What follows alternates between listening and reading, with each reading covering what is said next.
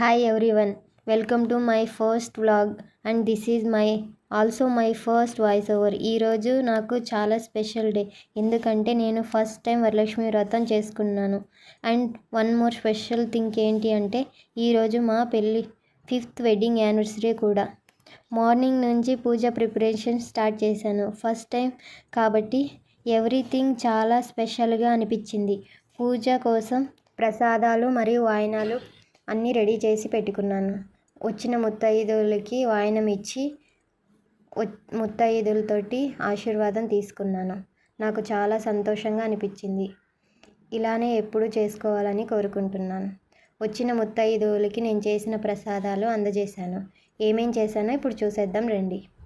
ప్రసాదాలు: పులిహోర, అమ్మవారికి పెట్టిన పొంగలు మరియు గుగ్గులు, గారెలు, వడపప్పు, ఇవి మొదలైనవి చేశాను.